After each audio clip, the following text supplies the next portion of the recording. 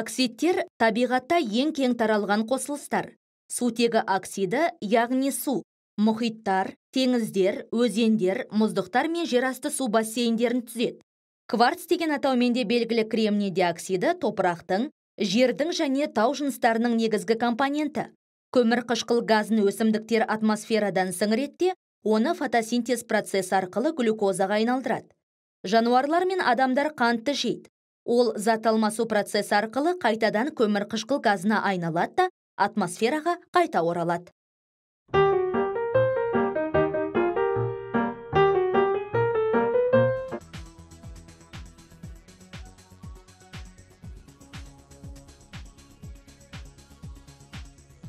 Жанып тұрған натрийдің кішкене бөлшегін қолбаға салайық.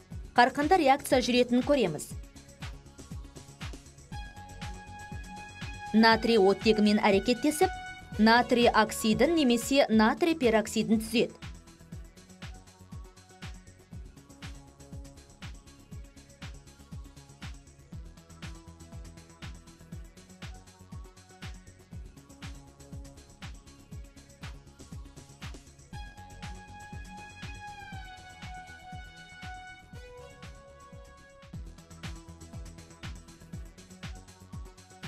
Күкірт оттегінде жанғанда газ күйіндегі күкірт диоксиді пайда болады.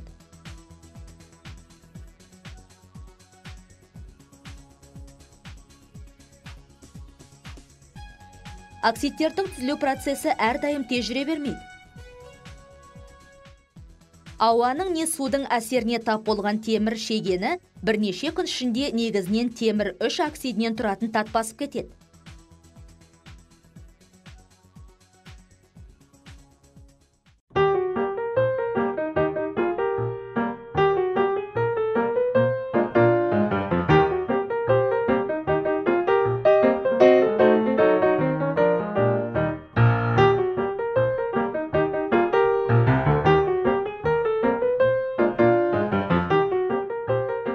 Келесі тәжірибені жүргізейік.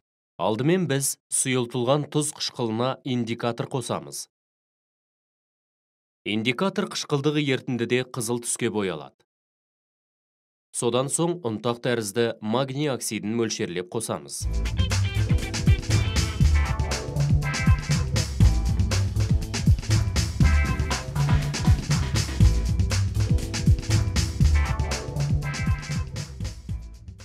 Белгілі бір уақыттан соң индикатор ашық күлгін болып кетеді. Бұл барлық қышқыл магний оксидімен бейтараптанғанын білдіреді. Реакция нәтижесінде тұз, магний хлориді және су түзіледі. Қышқылмен тұз түзе әрекеттесетін оксидтер негіздік оксидтер деп аталады. Металл оксидтерінің көбісі негіздік оксид болып табылады. Негіздік оксидтердің басым бөлігі металл оксидтері. Негіздік қасиет яғни қышқылдарды бейтараптандыру қабілетін көрсететін оксидтердің мысалына мыналар жатады. Магний оксиді, темір 3 оксиді, мыс 2 оксиді және никель оксиді. Негіздік оксидтер негіздермен әрекеттеспейді. Сумен сілтілік ерітінді түзе әрекеттесетін оксидтер, мысалы натрий оксиді, калий оксиді және кальций оксиді де негіздік оксидтерге жатады.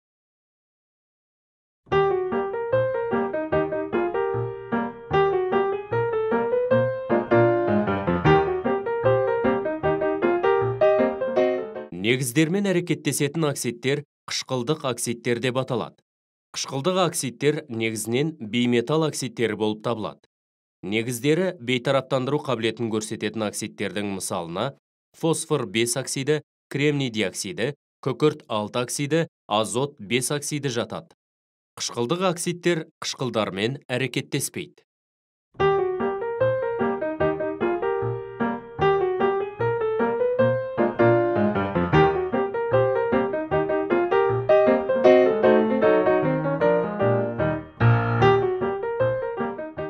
Сумен реакцияға түспейтін амфотерлі қосылыстың мысалына алюминий оксидін жатқызуға болады.